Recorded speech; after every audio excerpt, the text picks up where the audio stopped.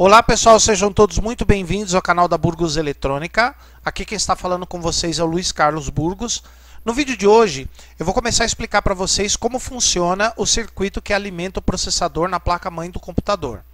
Esse circuito que alimenta o processador nada mais é do que um conversor DC-DC que vai transformar uma tensão de um valor numa tensão estável de um outro valor.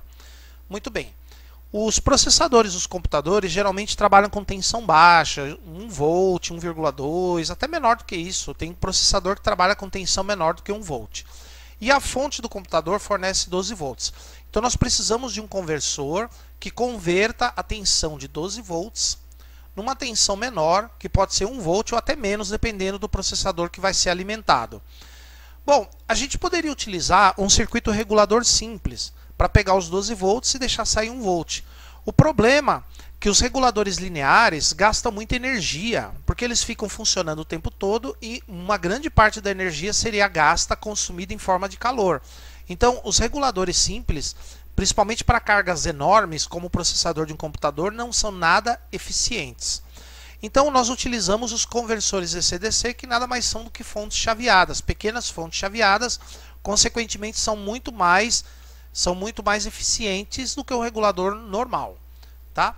Então, o conversor que nós usamos para alimentar o processador é semelhante a esse circuito aqui, é um conversor buck ou step down, que é aquele conversor que pega uma tensão maior e transforma numa outra menor para alimentar um circuito ou um dispositivo ou o que seja.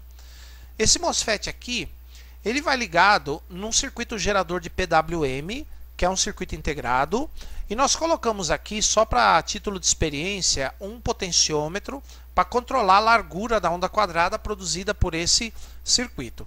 Nós já explicamos aí em outros vídeos o que é um PWM, o que é uma onda quadrada dessas, como é que ela funciona.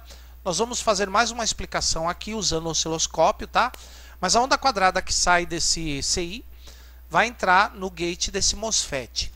O MOSFET vai ligado em série com essa bobina, aqui tem um capacitor de filtro e aqui simulando uma carga, esse resistor de 10 ohms, que poderia ser, por exemplo, o processador. O processador é uma carga enorme, consequentemente ele tem uma resistência bem baixa, tá? Porque normalmente o processador é atravessado, embora a tensão seja muito pequena, mas a corrente é grande, tá? A corrente que passa por ele é muito grande, da ordem de alguns amperes ou centenas de amperes, ou dezenas de amperes, depende do processador, tá? Então aqui nós temos um diodo ligado aqui, ó, entre o transistor MOSFET e a bobina, tá? Entre os dois tem esse diodo aqui. Agora nós vamos ver como é que funciona o processo e depois eu vou mostrar aqui a forma de onda no osciloscópio. Então aqui no gate do MOSFET, o MOSFET tem no dreno a tensão de 12 volts, por exemplo, vindo da fonte de alimentação do computador. E o source dele vai alimentar a carga, que no caso seria o processador. Então aqui nós temos a onda quadrada gerada por esse circuito aqui, que é o gerador de PWM. A onda quadrada faz com que o gate do MOSFET fique alternando em nível alto e nível baixo, nível alto e nível baixo. Quando o gate vai para nível alto, ele conduz, passa uma corrente por ele e por essa bobina aqui, ó. A bobina cria um campo magnético e começa a armazenar energia. Só que tem uma coisa, quando o MOSFET começa a conduzir, o campo magnético da bobina começa a se expandir. Nesse momento, ela gera uma tensão inversa, chamada força contra-eletromotriz. Essa tensão tem o terminal positivo do lado esquerdo e o negativo do lado direito. E essa tensão gerada pela bobina vai se opor à tensão da fonte. De modo que aqui na saída, a tensão resultante é muito pequena. É a tensão da fonte menos a tensão gerada pela bobina. Dá a tensão aqui. Só que à medida que o MOSFET está funcionando, o campo magnético da bobina começa a se expandir e a tensão inversa que ela gerou começa a reduzir e a tensão na saída começa a crescer. Ela vai crescer até um certo valor. Quando chega nesse valor, o gate do MOSFET vai para nível 0, vai para nível baixo, daí o MOSFET corta. E aí o campo magnético, a energia armazenada pela bobina começa a encolher, começa a funcionar no sentido inverso. Quando ele começa a encolher, ele gera outra tensão inversa na bobina, só que agora o negativo do lado esquerdo e o positivo na direita. Agora o diodo, esse diodo aqui, que não é um Zener, é um diodo Schottky, vai conduzir, vai fazer circular a corrente pela bobina e pela carga. Então, Quando o transistor corta, o diodo conduz para que a corrente que circula por ele pela bobina mantenha a carga alimentada. Então, na verdade, o diodo e a carga vão drenar a energia da bobina que estava armazenada quando o transistor estava conduzindo. Quando a energia da bobina está quase no fim ou está no fim, nós ainda temos a tensão armazenada no capacitor para continuar alimentando a carga. Só que aí o gate do MOSFET vai para nível alto, o MOSFET conduz de novo, começa a passar corrente pela bobina de novo, a bobina começa a expandir o campo. No momento que começa a corrente a passar, ela gera a tensão inversa, positivo do lado esquerdo, negativo do lado direito, se opõe à tensão da fonte, a tensão de saída, que é a fonte menos a tensão da bobina, fica pequena, porém, conforme a bobina vai expandindo o campo, a tensão inversa dela vai diminuindo, a tensão de saída vai crescendo. Quando chega naquele valor, o MOSFET corta, o diodo conduz e a energia da bobina vai para a carga. E assim o ciclo vai indefinidamente. Tá? Então a tensão na saída aqui depende do quê? Depende da largura da onda quadrada que vai chegar no gate do MOSFET. Quer dizer o seguinte, se a onda quadrada, se o nível alto for muito estreito, ou seja, o transistor fica conduzindo por menos tempo, o que, que acontece? Quando o transistor conduz por um pequeno intervalo de tempo, o que, que acontece? A bobina armazena pouca energia, porém a tensão inversa dela ainda é alta, então a tensão na saída é baixa. E como o transistor conduz por pouco tempo, não dá tempo da tensão inversa da bobina diminuir, de modo que a tensão aqui na saída vai ser sempre baixa. E na hora que o transistor corta, ele fica bastante tempo cortado, a bobina tem pouca energia. Então o diodo conduz e a energia da bobina, que é pouca, vai alimentar a carga. Então nessa situação a carga sempre vai ser alimentada com tensão baixa. Sempre tensão baixa. Por quê? Porque o transistor conduz pouco tempo, a bobina produz pouca energia, a tensão inversa ainda é alta e a tensão de saída fica baixa. Quando o transistor corta, o diodo conduz, a energia da bobina é muito pouca e a carga sempre vai ser alimentada com tensão pequena. Quando o pulso na base do MOSFET está largo, o nível alto fica mais largo, o MOSFET conduz mais tempo. Dá tempo da tensão na saída crescer para um valor mais alto, né? Porque no início tem a tensão inversa da bobina, mas depois ela vai diminuindo conforme vai passando o tempo o transistor conduzindo. E a tensão de saída vai crescendo. Como o transistor fica mais tempo conduzindo agora, a tensão na saída cresce mais. Na hora que o transistor corta e o diodo vai conduzir, o que, que acontece? A energia da bobina é maior, a bobina tem mais energia guardada, a carga é alimentada com tensão mais alta. Em resumo, o pulso estreito, nível alto estreito, no MOSFET diminui a tensão na saída e o nível alto mais largo na base do MOSFET aumenta a tensão na saída. Agora nós vamos ver na prática como isso funciona. Multímetro na carga, aqui ó.